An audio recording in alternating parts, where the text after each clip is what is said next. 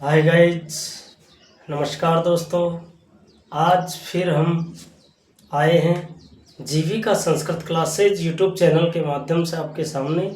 सर्वप्रथम तो आज 15 अगस्त जो कि स्वतंत्रता दिवस है, स्वतंत्रता दिवस की मेरे देशवासियों को सभी को दिल की गहराइयों से बहुत बहुत हार्दिक बधाई। हैप्पी स्वतंत्रता दिवस, जिसमें हम आज़ादी का ये पावन महोत्सव जो है 79वां महोत्सव हर्षोत्साह के साथ मनाने जा रहे थे। और अब आते हैं हम हमारे चैप्टर पर, जो कि आप कारक प्रकरण पढ़ रहे हैं। कारक प्रकरण में अब हम कर्म कारक पढ़ चुके हैं, भाग 2 तक 3 तक, और अब चलेगा हमारा करण कारक तृतीया विभक्ति। तृतीय विभक्ति के तहत हम पढ़ेंगे करण कारक। तो हमने यहाँ लिख दिया करण कारक तृतीया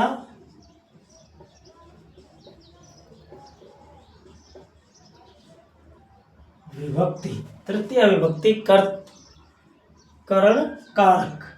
सबसे पहले इसके बारे में समझते हैं। करण कारक क्या है? कार्य की, जिसके द्वारा कार्य की सिद्धि होती है, या कार्य की सिद्धि में जो अत्यंत सहायक होता है। जैसे मोहन दूध से रोटी खाता है, वह साइकिल से जाता है, अध्यापक कलम से लिखता है। ये सभी कार्य, अध्यापक का लिखना, मोहन का जाना, मोहन का रोटी खाना, ये सभी जिससे पूरे हो रहे हैं। रोटी खाना दूध से हो रहा तो दूध में करण कारक, उसी में तृतीय विभक्ति लगेगी, उसी में करण कारक है, करण संज्ञा उसी की है। साइकिल से जा रहा है तो साइकिल ही उसका जाने का जो मुख्य साधन है, उसी के द्वारा उसकी जाने की क्रिया सफल हो रही है। तो जिससे कार्य या जो कार्य में अत्यंत सहायक होता है, उसकी करण संज्ञा होती है। इसका सूत्र होता है, पहला सूत्र पढ़ेंगे हम, साधक तमम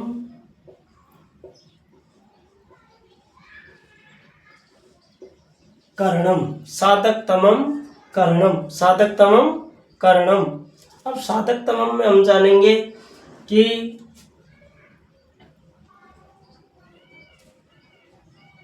कार्य की सिद्धि में जो अत्यंत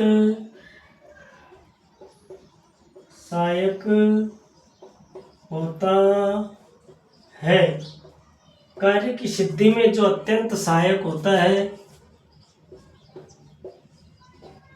उसकी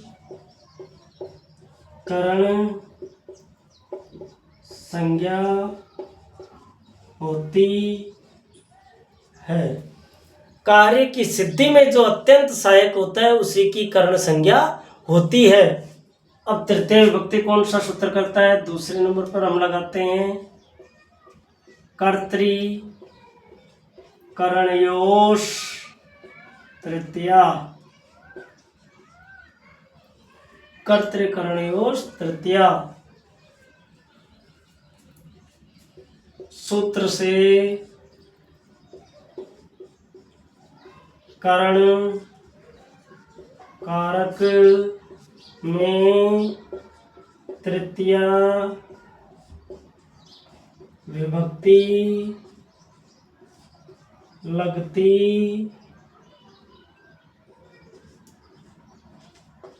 है। कर्तृकरणीय तृतीया, इस सूत्र से करण कारक में तृतीय विभक्ति लगती है।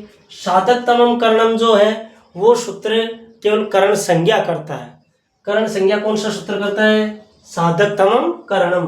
कार्य की सिद्धि में जो अत्यंत सहायक होता है, उसकी करण संज्ञा होती है। अब यहाँ देखेंगे हम दोस्तों, समझो आप ध्यान से कि मैंने उदाहरण से समझेंगे, तब जाकर हमारी समझ में आएगा। रुचि लीजिए, विशेष रूप से जुड़े रहिए। हम पढ़ाते हैं यहाँ देखते हैं कि हमने लिख दिया यहाँ राधा दूध से रोटी खाती है।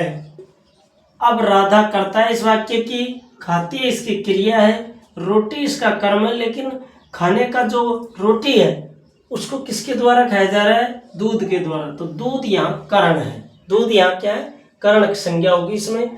तो हम राधा का तो राधा ही लिखेंगे, प्रथमा विभक्ति लगाएंगे राधा। अब दूध को दुग्ध बोलते हैं, तृतीय विभक्ति लगाएंगे राम है, रामो रामा प्रथमा रामम रामो रामे रामान द्वितीय रामेण, तृतीय एकवचन में क्या हो जाता है? रामेण। तो दुग्ध का क्या हो जाएगा? दुग्धेन। क्या हो जाएगा? दुग्धेन रोटिकाम खाती, राधा दूध से रोटी खाती है। वह साइकिल से जाता है। कोई व्यक्ति है वो साइकिल से जा रहा है, तो हम क्या करेंगे? वह की संस्कृत से द्विचक्रिका। साइकिल को क्या कहते हैं संस्कृत में? द्विचक्रिका। और तृतीय में क्या हो जाएगा? द्विचक्रिकया गच्छति, साइकिल से जाता है। अध्यापक कलम से लिखता है। अध्यापक किससे लिखता है? कलम से लिखता है। तो अध्यापक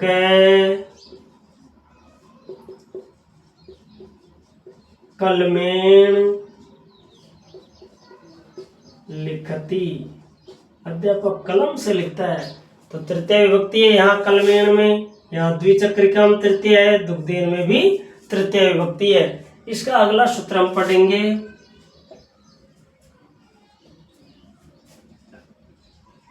सहयुक्ते अप्रधाने, सहयुक्ते अप्रधाने, इसका मतलब होता है सह साकम सार्धम और समम,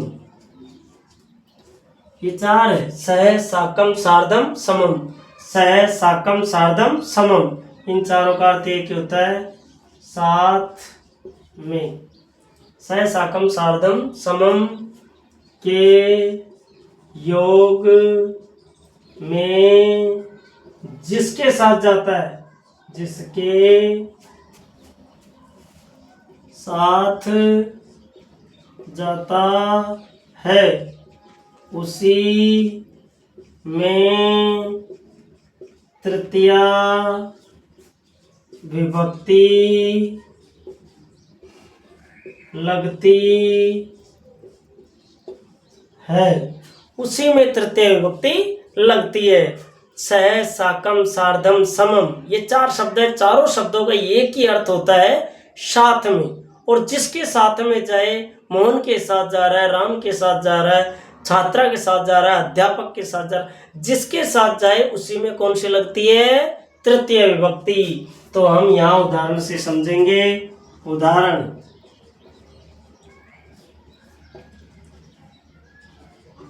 छात्र अध्यापक के साथ विद्यालय जाता है।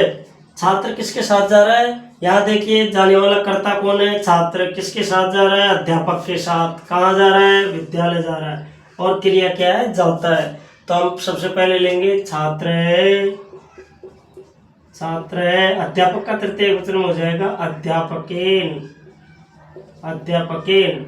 और साथ में क्या हो जाएगी? हम चारों में से एक लगा देंगे, सह विद्यालयम, विद्यालयम गच्छति, वह अध्यापक के साथ विद्यालय जाता है। सह या छात्र अध्यापकेन सह विद्यालयम गच्छति। अब हमने बना दिया यहाँ सीता राम के साथ वन गई। सीता राम के साथ वन गई। कब गई? भूतकाल में गई थी। तो भूतकाल को लंग लकार में लेते हैं। तो सीता किसके साथ गई? राम के। राम का तृतीय वचन क्या हो जाएगा? रामेण। रामेण साकम। दूसरा वर्ड क्या? साकम। सीता रामेण साकम वनम। अब गई, भूतकाल में गई, तो भूतकाल के रूप कैसे चलते हैं? अगच्छत, अगच्छताम, अगच्छन। तो यहाँ सीता एक वचन है तो क्या आएगा? अगच्छत। सीता एक वचन है और प्रथम पुरुष में आती है। किस में आती है? प्रथम पुरुष में। एक और देखिए, राधा श्याम के साथ बाजार जाएगी। अब ये भविष्य काल में जाएगी। कब जाएगी? भविष्य काल में। तो अब हो जाएगा दोस्तों, राधा श्यामेन, राधा श्यामेन सार्धम, सार्धम आपणम। बाजार को संस्कृत में क्या कहेंगे? आपणम। और जाएगी गमिष्यति। बिल्कुल साधारण है, समझने की कोशिश करें तो बिल्कुल सीधे होते हैं ये। और फिर हमने लिख दिया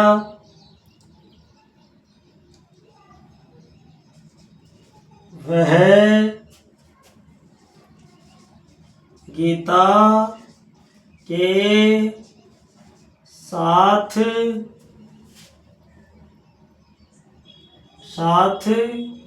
गांव जाती है। अब जाती ऐसे मालूम होता है कि कर्तव्य क्या है? स्त्रीलिंग का है। तो सा, स्त्रीलिंग में क्या आता है? साते ता। तो सा आता है सा। गीता का तृतीय वचन में हो जाएगा गीतया।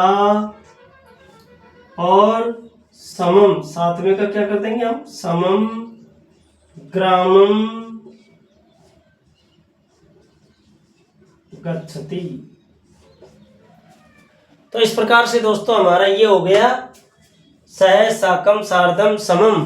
सह साकम सार्धम समम का हो गया हमारा। अब चलते हैं हम, यहाँ तक आपने समझ लिया होगा। यहाँ तृतीय लगी हुई है, जिसके साथ जा रही है यहाँ तृतीय है। गीता के साथ जा रही है गीतया हो गया। श्याम के साथ जा रहा है श्यामेन हो गया। और राम के साथ तो रामेण हो गया। अध्यापक के साथ तो अध्यापकेन हुआ। इस प्रकार से हमारी तृतीय विभक्ति चल रही है। तृतीय विभक्ति का हम नेक्स्ट अगला जो सूत्र है उसकी ओर चलते हैं।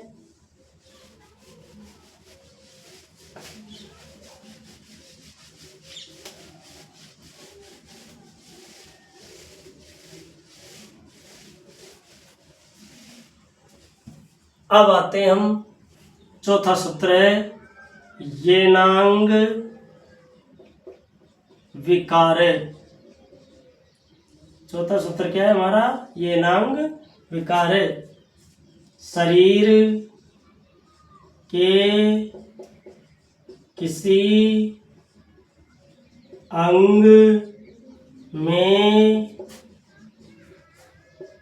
विकार होने पर उस विकृत अंग में, उस विकृत अंग में तृतीय विभक्ति लगती है। यदि हमारे शरीर है, इस शरीर के किसी अंग में विकार होने पर, टूट फाट होने पर, कमी होने पर, जो विकृत अंग है जिसमें हो रहा है उसी अंग में तृतीय विभक्ति लगती है। जैसे हमने उदाहरण से समझेंगे, सूरदास, सूरदास आँखों से अंधा था। अब सूरदास आंखों से अंधा था, तो सूरदास बिल्कुल अंधा था क्योंकि उसकी दोनों आंखों से उसे दिखाई नहीं देता था, इसलिए दोनों आंखें आई है। यदि काना होगा तो काना एक आंख से होता है, जिसकी एक आंख खराब हो काना होता है। तो सूरदास का तो क्या हो जाएगा, सूरदास है। अब नेत्र, नेत्राभ्याम, द्विवचन में क्या हो जाएगा, तृतीय द्विवचन में नेत्राभ्याम, अंध है। आसित, क्योंकि वो दोनों आंखों से था इसलिए अंध है, आसित आया, है ना। अब हमने लिख दिया वह आंख से काना है। कोई व्यक्ति है, हाँ एक आंख खराब है तो आंख से काना है, तो से अक्षणा, तृतीय विभक्ति में क्या हो जाएगा, आंख का अक्षणा शब्द हो जाएगा, नेत्र का नेत्रेण हो जाएगा, चक्षु का चक्षुना हो जाएगा। तो स अक्षणा काणे अस्ति, आंख से काना है। फिर हमने लिख दिया कि सुदामा सिर से गंजा था। सुदामा सिर से गंजा था। अब सुदामा किससे, सिर से, सिर में बाल नहीं थे, इसलिए सुदामा, सिर का सिरस शब्द चलता है, तृतीय एक वचन में हो जाता है दोस्तों सिरसा। तृतीय एक वचन में क्या हो जाता है, सिरसा। जैसे मनस शब्द चलता है वैसे सुदामा सिरसा, तृतीय लग गई। और गंजा को कहते हैं खलवाटे, खलवाटे आसित, सुदामा सिर से गंजा था। फिर हमने लिख दिया वह पैर से लंगड़ा है। वह पैर से लंगड़ा है, तो सह, पैर को कहते हैं पाद या चरण, तो चरण का हो जाएगा चरणेन, पाद का हो जाएगा पादेन, पादेन खंजय, सह पादेन खंजय। अब आप कहेंगे सर इसमें तो अस्थि क्रिया लगाई नहीं, तो सह पादेन खंजय इससे भी यही होता है, आप अस्थि न लगाएंगे तब भी यही बिल्कुल सार्थक हो जाएगा कि वह पैर से लंगड़ा है, और अस्थि लगा देंगे तब भी सही है, खंजय लगा के पूर्ण विराम लगा देंगे तब भी सही है। अब यहाँ पादेन के नीचे परीक्षा में पूछ लिया जाए, पादेन, ये वाक्य दिया हुआ है, पादेन के नीचे अंडरलाइन है, और पूछ लिया जाए कि पादेन में या रेखांकित पद में विभक्तिम च तत्कारणम लिखत, इसमें विभक्ति बताओ, पादेन में विभक्ति कौन सी है, और विभक्ति बताने के बाद उसका कारण भी बताएं कि क्यों आई। तो हम लिखेंगे तृतीय विभक्ति है, क्यों आई है, ये नांग विकार है, ये सूत्र याद है तो आप सूत्र लिख दे। सूत्र याद नहीं है तो विकृत अंग योगे, शरीर के अंग में विकार होने पर या विकृत अंग में तृतीय विभक्ति लगती है। मोहन हाथ से ढूंढा, ढूंढा है, कोई हाथ खराब हो रहा है तो मोहन ने, हाथ का क्या हो जाएगा, हस्तेन, ढूंढे, ढूंढे मत करो, और भी सही बढ़िया शब्द लो, लुंजे, क्या शब्द लेंगे, लुंजे। इस प्रकार से ये आपका हो जाएगा। और आगे चलते हैं हम पांचवा, इत्थम भूत लक्षणे। अगला सूत्र क्या है, इत्थम भूत लक्षणे, जिस चिन्ह के द्वारा किसी की पहचान होती है तो उस चिन्ह वाची शब्द में तृतीया विभक्ति लगती है। तृतीया विभक्ति लगती है। जैसे उदाहरण से, अगर मेरे हाथ में पेन है, पेन से मैं क्या लगूंगा, एक अध्यापक है। डंडा है, डंडे से भी अध्यापक लगेगा। डंडा से वृद्ध का भी जो उसको टेक के चल रहा है या उसकी सहायता से चल रहा है तो वो हो जाएगा, वृद्ध हो जाएगा। तो हम ऐसे लिख सकते हैं, उदाहरण से समझेंगे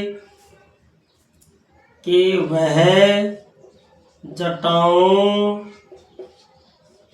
से तपस्वी प्रतीत होता है। कोई व्यक्ति, उसके बड़े बड़ी जटाएं हो रही है तो हम उसको देख करके साधु या सन्यासी या तपस्वी बताएंगे। तो यहाँ हो जाएगा से जटाभी, जटाओं से, जटया जटाभ्याम जटाभी तृतीया, तो से जटाभी तपस्वी कहेंगे ताप से, या साधु कह सकते हैं, साधु ताप से प्रतीयते, प्रतीयते भी लिख सकते हैं अथवा ज्ञायते भी लिख सकते हैं। दोनों का अर्थ एक ही होता है। वह जटाओं से, वह डंडे से बुढ़िया लगती है। कोई डंडे से चल रही है तो उसका क्या हो गया, बुढ़िया लग रही है। तो हो जाएगा सा दंडेन वृद्धा ज्ञायते या प्रतीयते। इस प्रकार से दोस्तों हम पढ़े और समझे तो कारक प्रकरण भी कोई कठिन चीज नहीं है। और कारक प्रकरण को हम 2 भागों में या 3 भागों में पढ़ाएंगे। तो आज के लिए बस इतना ही। समझे, सोचे और हल करें। और हमारे चैनल को ज़्यादा से ज़्यादा शेयर करें, सब्सक्राइब करें, ताकि हम आपको या हमारे अंदर स्थित जो भी ज्ञान है वो आपको मिल सके। बच्चे, छात्रों या कोई प्रतियोगी परीक्षाओं की तैयारी कर रहे हैं उनके लिए हमारा ये जो ज्ञान है वो महत्वपूर्ण है, क्योंकि हमने बिल्कुल सरल और सहज भाषा का प्रयोग करते हुए इसको पढ़ाने की कोशिश की है, ताकि बालक के सीधा उसके दिमाग तक, उसके लर्निंग पॉइंट तक पहुंच सके। और उसकी रुचि को जागृत करने के लिए भी या उसकी रुचि को, उसको आकर्षित करने के लिए भी हमने सरल भाषा का प्रयोग किया है। तो आपसे आशा यही है कि हमारे चैनल को फॉलो करें, सब्सक्राइब करें, लाइक करें, और जो समझ में नहीं आ रहा है उसको कमेंट करें और ज़्यादा से ज़्यादा शेयर करें, ताकि सभी तक ये कमेंट पहुंच सके। और एक बार फिर से आप सभी को 79वें स्वतंत्रता दिवस की हार्दिक बधाइयाँ, जो कि पूरे देश में हर्षोल्लास के साथ ये आज़ादी का पावन पर्व, झंडा लहराना ही नहीं है, इस आज़ादी के लिए जो हमारे भाइयों ने, हमारे पूर्वजों ने, देशवासियों ने, देशभक्तों ने अपनी कुर्बानियाँ दी है, उन सभी को भी याद किया जाता है और नमन किया जाता है। इसीलिए उनकी याद में और देश का गौरव बढ़ाने के लिए मेरा तिरंगा हमेशा अमर रहे। जय हिंद दोस्तों।